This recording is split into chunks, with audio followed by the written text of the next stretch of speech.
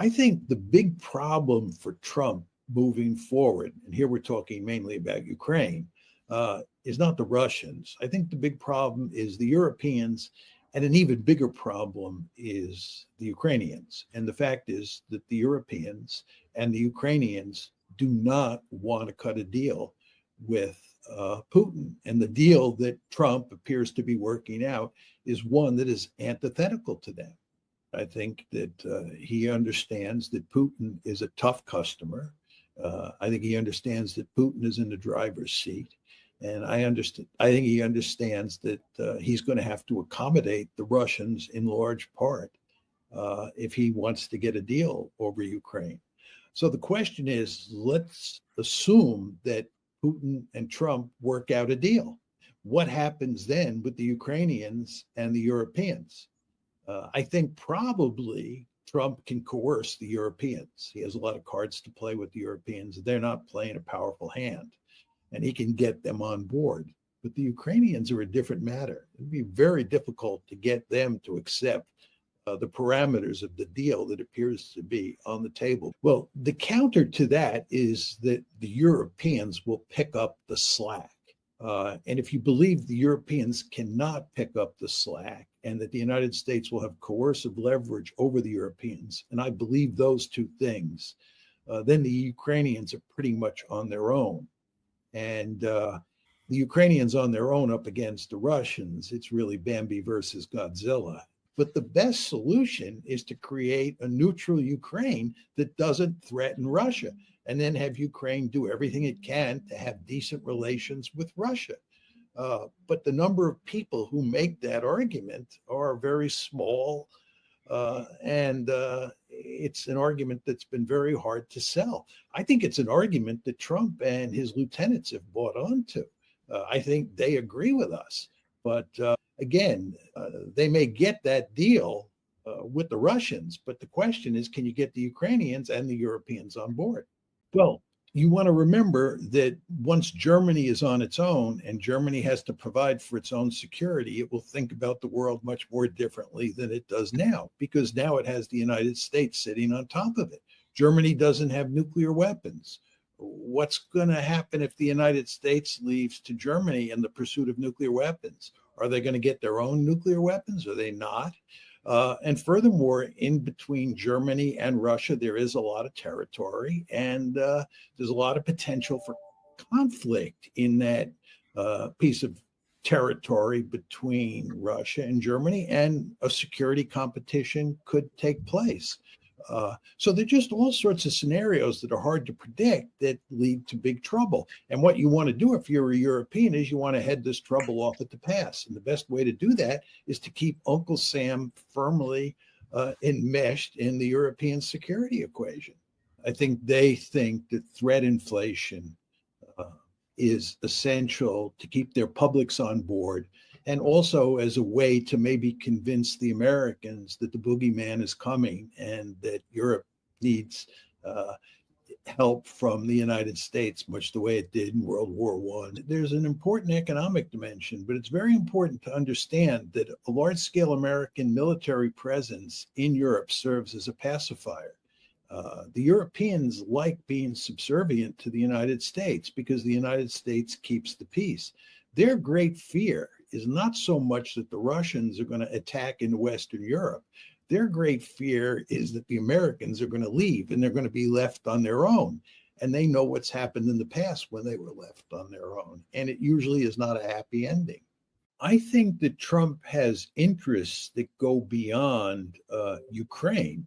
I think Trump understands that there are a number of other security problems in Eastern Europe that need to be shut down. And that's why Trump is interested in this whole issue of crafting some sort of security architecture that covers Eastern Europe as well as all of Europe, if possible. I think both Trump and Putin want to put an end to the trouble that's been taking place in Europe in recent years. And that requires an overarching security architecture.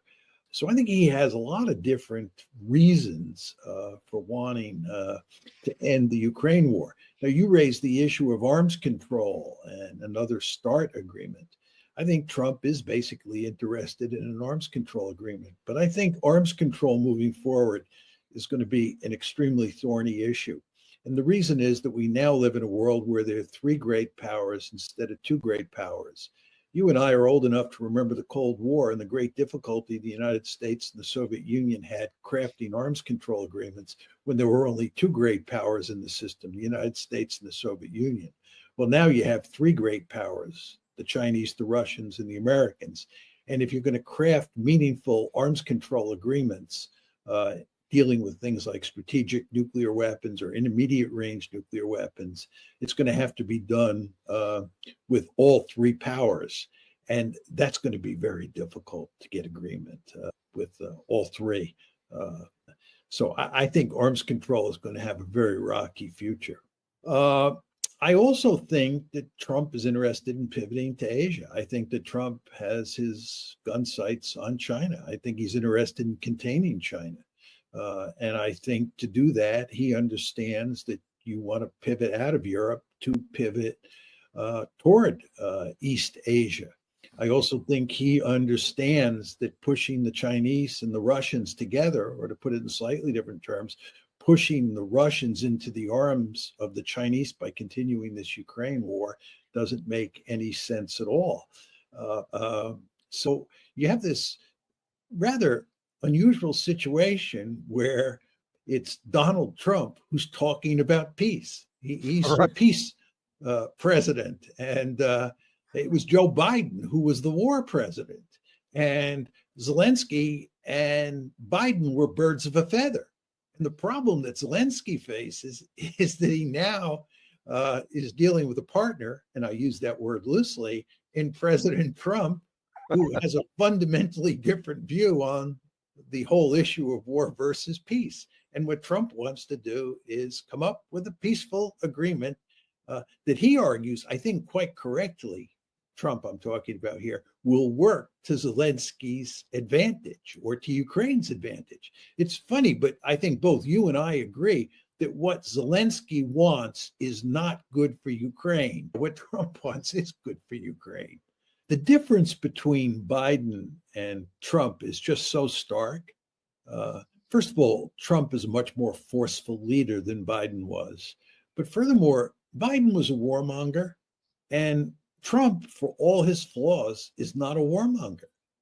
He's interested in shutting the war in Ukraine down, and he's not interested in starting any more wars. He's actually made that quite clear with regard to Iran, where the Israelis would really like us to take out the big stick and pound Iran.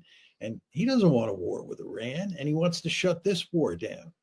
I mean, this actually may work to cause Trump to call the Kremlin very quickly and to shut this one down as quickly as possible. You can tell a plausible story about how that happens. But I think the Russians are just sitting back and enjoying watching this. I don't think the Russians have to do anything but just sit back and wait till the Trump administration comes to them, and then hopefully they can cut a deal quickly, and that it doesn't get dragged out. That's what concerns me. I worry that the Ukrainians may be able to drag this out, in which case it would work to their disadvantage because they would just lose more territory and more people would get killed. Donald Trump and everybody at the top of his administration knows full well what the Russian demands are. And the fact that Trump has said, and others have said, that a deal can be worked out means that we know what those demands are and we're going to meet those demands, period. End of story. And this includes this crazy idea of peacekeepers and security guarantees and so forth and so on. Has made it unequivocally clear that that's unacceptable, and Trump has de facto accepted that. Now, that's the private discourse that takes place behind closed doors. I think when you look at the administration and you look at what's going on in the foreign policy realm, We have to distinguish between what's happening behind closed doors, the actual decision-making process, and what's happening out in public. And let's start with regard to what's happening behind closed doors. Then there's the public debate. And the public debate is sort of a wild and crazy one, in large part because Trump is free to say whatever he wants, and because he likes to pontificate on a daily basis, and he doesn't pay much attention to facts, and he's not very careful with his language, we end up in all these debates about what he really means, and is he contradicting himself, and so forth and so on. I've gotten to the point where I just don't pay that much attention to what he says in public. The question is, what are they saying in private? And I believe in private, they know what has to be said. They have already said it at least once to the Russians, and now the details have to be worked out. The great fear here is that we're going to pull out of Europe.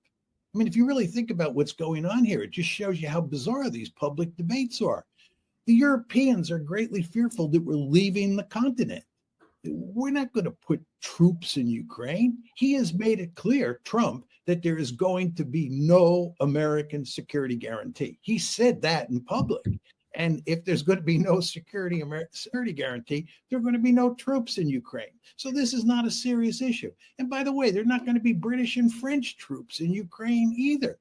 There are not going to be any troops from the West physically located in Ukraine, because if they're put there, the Russians will target them and kill them. In my recent trip to Europe and just reading the media and talking to all sorts of European friends, I think the Russophobia there is about at the same level as it is here.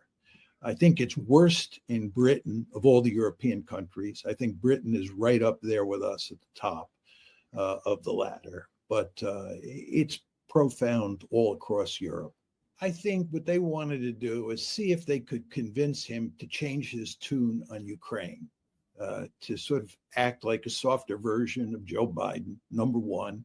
And number two, if that doesn't work, they want to do everything they can to kiss up to him, to make sure that he's not so angry or so contemptuous of them that he pulls American forces out of Europe. I think that's basically what they're doing. And I think they know that they're doomed on the Ukraine front. That Trump is not going to change his mind, and he's going to do everything he can to accommodate the Russians so that he can work out a deal over Ukraine. So you want to accept the reality that's facing us and figure out where to go from there. And basically, that leads you to the conclusion that it's best from our point of view, and here I'm talking about the United States, and it's best from Ukraine's point of view to shut this war down. And if it goes on, what's going to happen? More Ukrainians are going to get killed and they're going to lose more territory. Is that good? Not in my opinion. In my opinion, from both a moral and a strategic point of view, Trump is on the right track. The fact is that the United States refused to tell Ukraine that it would continue to provide security for it, that it would continue to support it in its war with Russia. So the mineral deal went nowhere. And again, this is why Zelensky is so frustrated today in this press conference before the meeting. Zelensky has no solution. The mineral deal didn't work out the way he wanted. So what is he going to do? And he misbehaved, and we saw the end result. The mineral deal, the whole idea was initiated by Zelensky.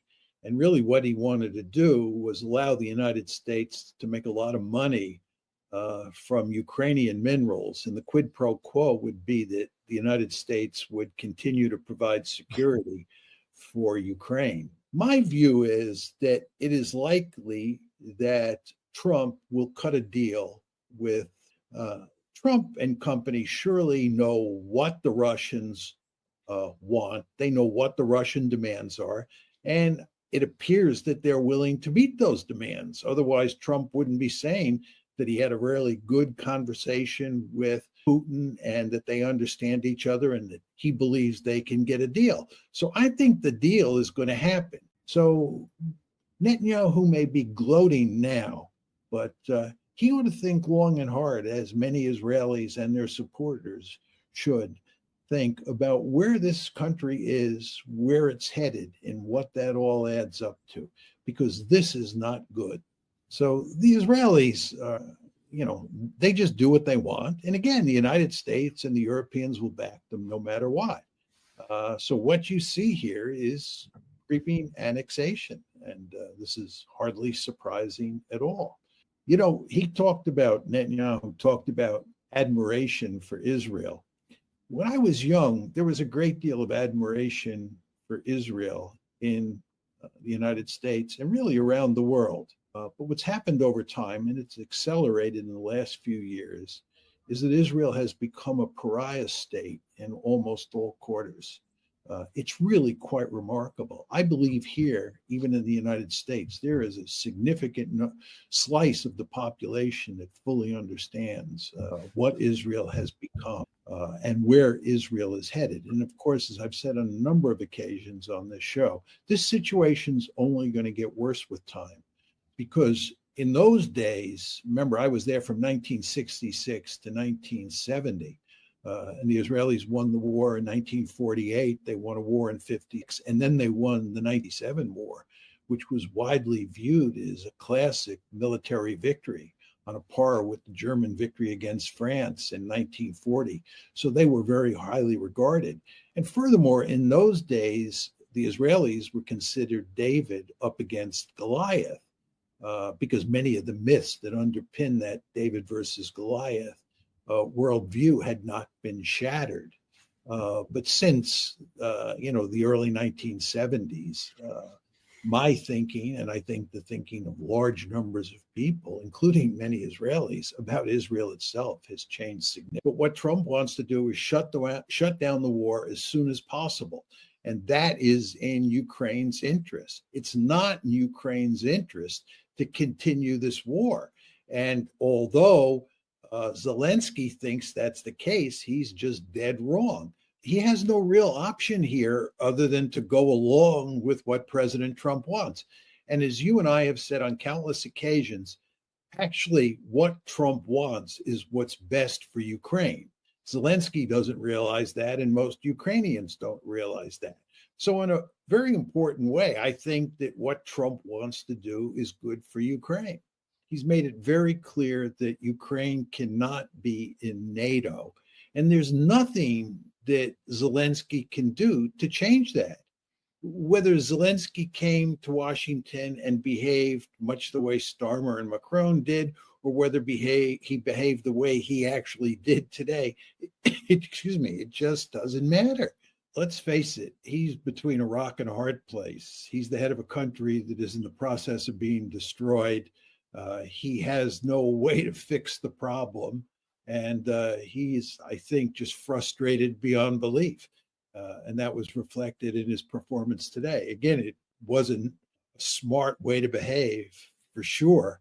But in a certain way, I can understand his frustration. Playing nice with Trump and Vance is not going to solve his problem, or at least it's not going to end up producing the result he wants, which is continuation of the war and support for the United States, from the United States for that enterprise. That's what he wants. What Zelensky wants is possible to get from the United States at this point in time, period. End of story. There's no way that we can turn this one around so that Ukraine wins. Joe Biden did everything he could to help the Ukrainians. And when Joe Biden left office, the Ukrainians were losing and the Russians were on the march. And there's no evidence that we have any way of altering the balance of power on the battlefield. Two simple reasons. One is the profound Russophobia in the West, and especially in the United States, because of the widespread belief that Putin is responsible for Trump winning in 2016. But that profound Russophobia gets in the way of seeing things clearly. I mean, that's the basic idea, to remake the world in our own image. We're the good guys. Anybody who doesn't have a liberal democratic system like us is a bad guy. And our basic goal is to transform those bad guys into good guys with the belief that we will all then live happily ever after. And then the other thing is that during the unipolar moment, when the Ukraine disaster was set in train, American foreign policy was not run according to realist dictates. It was run according to a liberal ideology. And that liberal ideology was very expansionist in nature. And it not only led to the forever wars, it also led to this crisis with Ukraine. You want to remember that we focus on NATO expansion when we talk about what caused this war, the Ukraine war, that is. But it's important to emphasize that it was just not NATO expansion, because NATO expansion was part of a package deal. And that deal included EU expansion as well as NATO expansion. And it included a color revolution. In the case of Ukraine, it was the Orange Revolution. And the idea was that we were going to put into power in Ukraine someone who would be sympathetic to the West, and we would turn Ukraine into a liberal democracy that was loyal to the United States. It's very important to understand that Donald Trump is the anomaly. And this is why so many Republicans and virtually all Democrats are screaming bloody murder about what Trump is doing with regard to U.S. relations with both Russia and the Europeans. The really important question was what were we going to do when the Cold War ended? The Soviet Union shortly thereafter disappeared, and we were the most powerful state in the world. We could have drawn down our commitments all over the world, reduced the number of bases, spent much less money on defense. But again, we pursued this liberal foreign policy that was designed to remake the world. And the end result is that, if anything, we increased the number of bases. We interfered in the politics of more countries than we even interfered in during the Cold War, and we spent huge amounts of money. But you want to remember that a lot of those bases in that huge Pentagon budget came out of the Cold War, which was a different story than what we saw in the unipolar moment. I like to say that the Republicans and the Democrats are Tweedledee and Tweedledum. That's true as long as you exclude Trump. But if you bring Trump into the equation, the Republicans with him at the helm look very different than the Democrats. I think initially they thought the United States was so powerful that it could just shove NATO expansion into both Georgia and Ukraine down the Russians' throat. And then I think they also believed that if a war did break out, that we would beat the Russians. I think this is why there was no really serious move on our part to prevent a war in February of 2022. And this is why, once the war started, we advised Zelensky to walk away from the negotiations. We thought we had the Russians right where we wanted them, and we would inflict a decisive defeat on them. You want to remember that we shoved NATO expansion down their throat in 1999, and then we did it again in 2004. And I think the widespread belief in the corridors of power in the United States, and this, of course, includes Victoria Nuland, was that we could do it again with regard to Ukraine. I think it's this mentality that informed her thinking, and of course, the thinking of many others as well. I think the foreign policy establishment in the West, not just in the United States, but in the West, is so deeply committed to the narrative that Vladimir Putin is the equivalent of Adolf, and that he is solely responsible for the war in Ukraine, and that we bear no responsibility, that it's almost impossible to get most people or the overwhelming majority of people in the foreign policy establishment to face up to reality, which is to say that argument is dead wrong. The fact is that guys like Mike McFaul have a lot of blood on their hands. They're principally responsible for causing this war. And prolonging it makes absolutely no sense, not only from our point of view and not only from the Russians' point of view, but most importantly from Ukraine's point of view. So I think what Trump is going to have to do here, to put it in rather crude language, is he's going to have to shove this deal down the throat of the foreign policy establishment. They're going to argue against what he's doing for the foreseeable future.